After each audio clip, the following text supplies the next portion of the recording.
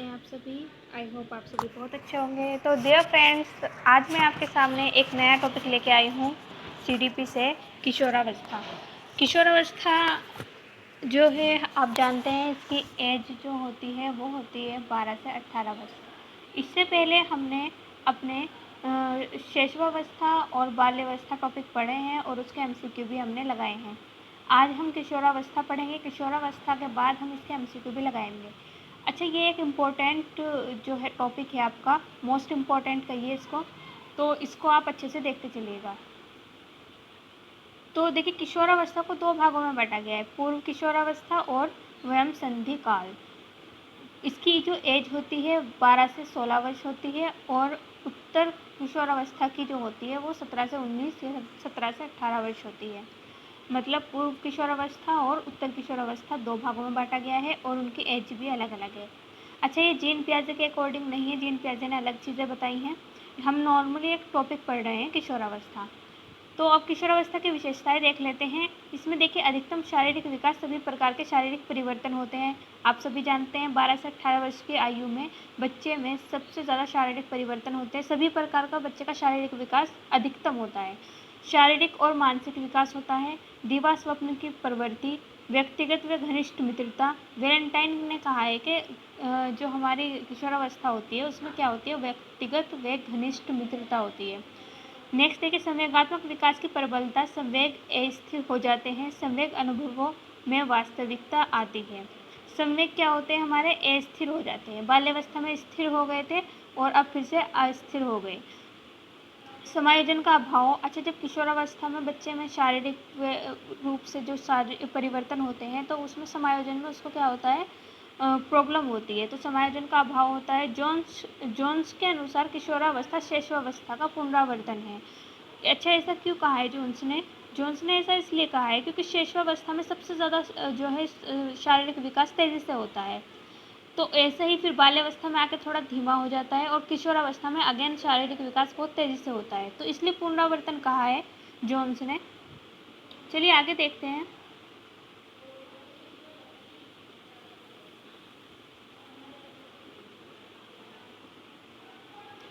वीर पूजा या नायक पूजा, इसमें क्या होता है, बच्चा क्या करता है, बच्चे के अंदर जो है अहम भाव आ जाता है कि मुझे ये करना है, मेरी भी कोई रिस्पॉन्सिबिलिटी है।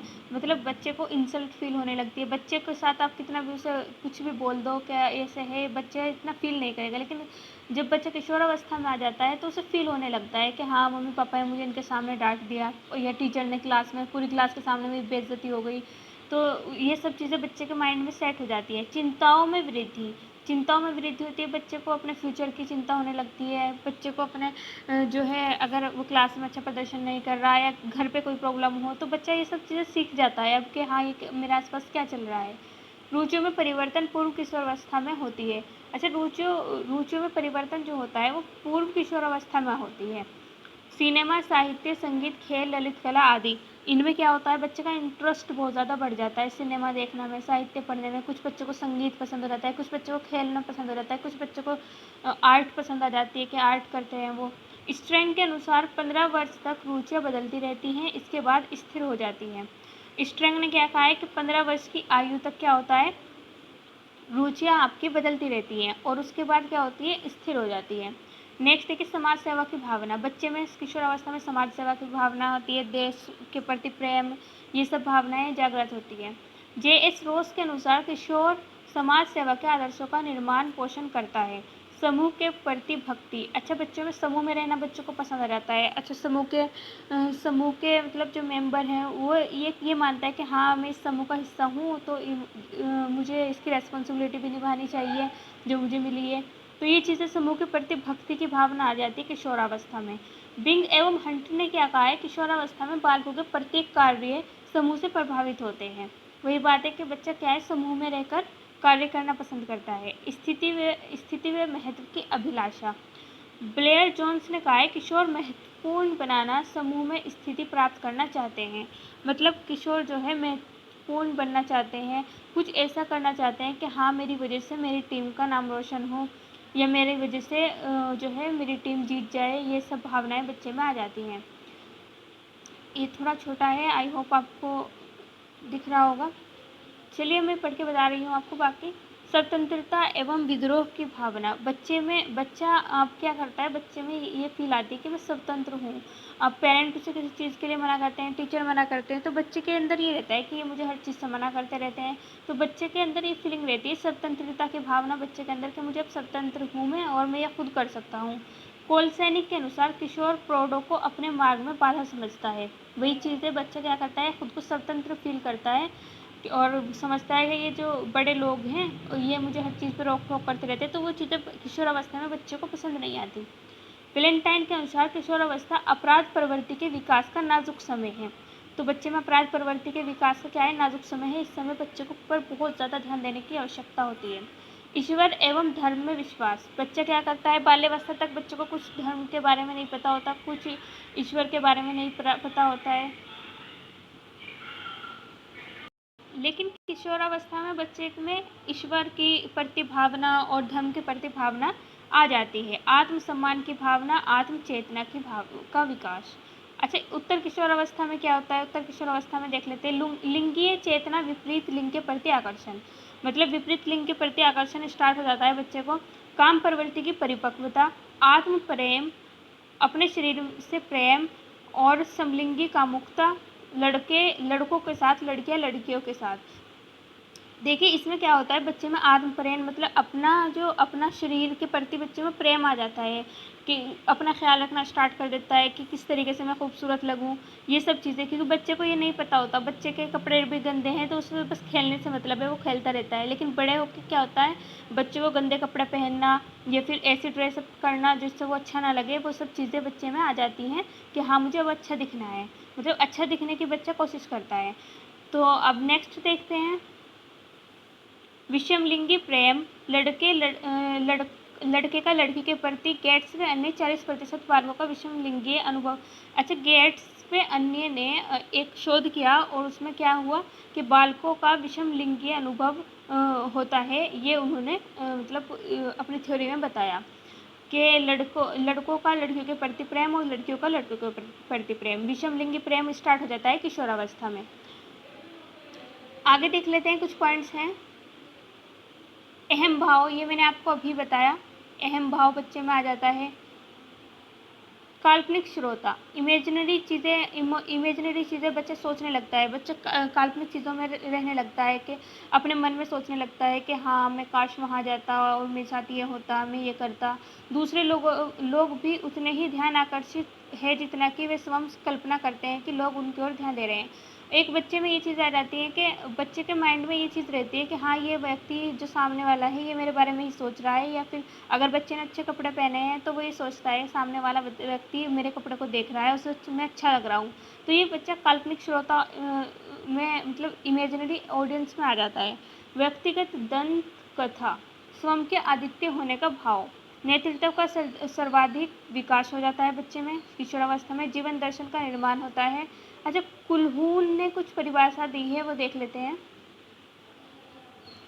कुलहून के अनुसार किशोरावस्था वे काल है जिसमें लिंगीय चेतना, सामाजिक व्यवसायिक आदर्श संबंधित समायोजन व माता पिता पर निर्भरता से मुक्ति की चेष्टा है। देखिए कुलहून ने अपनी डेफिनेशन में सारी चीज़ें बता दी कि माता पिता की निर्भरता से बच्चा क्या हो रहा है, मुक्ति ले रहा है, उसमें सामाजिकता आ रही है, व्यवसायिक चीज़ों के बारे में सोचना स्टार्ट कर रहा है, वो आदर्श नैतिकता आ रही है, लिंगीय चेतना आ रही है।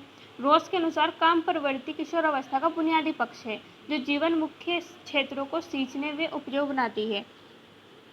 रोज की परिभाषा भी देख लीजिएगा, आप, इम्पोर्टेंट है। अच्छा, कुछ और चीज़ें हैं यहाँ पे। उलझन व अटपटी अवस्था, बच्चे को उलझन रहती है क्योंकि बच्चा समायोजन सही से नहीं कर पाता। समस्या अवस्था, अवास्तविक समय, बसंत ऋतु, ये इम्पोर्टेंट है, मोस्टली पूछा जाता है किशोरावस्था, किस अवस्था को बसंत ऋतु कहा जाता है। विशिष्टता की खोज, अवस्था, अलग पहचान, स्वर्णिम काल मतलब गोल्डन एज किसे कहते हैं, सुनहरी अवस्था किसे कहते हैं, ये भी मोस्टली एग्जाम में पूछा जाता है। और कई बार अगर हमें इसके बारे में नहीं पता होता तो हम इसे रॉन्ग लगा के हट जाते हैं। स्पष्ट व्यक्तित्व स्थिति, ना तो बच्चा ना वयस्क, इस टाइम बच्चा क्या होता है, ना तो बच्चा कहलाता है वो और ना ही वो वयस्क कहलाता है, तो बच्चे की स्थिति अस्पष्ट होती है। समस्या, उम्र, अवास्तविकता का समय, तो बच्चा क्या होता है, बच्चा बहुत ज़्यादा उलझन में होता है कि मैं मतलब जो उसमें शारीरिक रूप से जो परिवर्तन हो रहे हैं तो और मानसिक रूप से उसमें जो परिवर्तन आ रहे हैं, तो बच्चा काफ़ी उलझन में रहता है। अच्छा, यहाँ पे आपको कुछ किशोरावस्था की डेफिनेशन दी गई है, ये भी देख लेते हैं। देखिए, फर्स्ट स्टैनले हॉल के अनुसार तनाव, तूफान व संघर्ष की अवस्था, भयभीत करने वाली अवस्था है। हॉल से आप याद रखिएगा, हॉल मतलब तनाव और तूफान। किशोरावस्था की ये डेफिनेशन मोस्ट इंपॉर्टेंट है। आप कोई भी ट्रिक जो आपको सही लगे वो अपने माइंड में सेटअप कर दीजिए।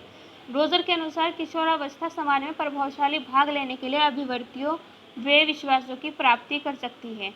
कुल्हन ने एक और डेफिनेशन दी है, कुहलन ने सॉरी है, किशोरावस्था बाल्यावस्था और प्रौढ़ावस्था के मध्य का परिवर्तन काल है। अच्छा, आप कोई भी टैग वर्ड, जैसा इन्होंने मध्य वाला वर्ड यूज़ किया, मध्य परिवर्तन, तो आप कुछ भी ले लीजिए, लेकिन ये परिभाषाएं आप इम्पोर्टेंट हैं जो मैंने यहाँ पे दी आपको, ये आप बिल्कुल रेडी कर लीजिएगा। किलपैट्रिक के अनुसार जीवन का सबसे कठिन काल कहा है किलपैट्रिक जी ने।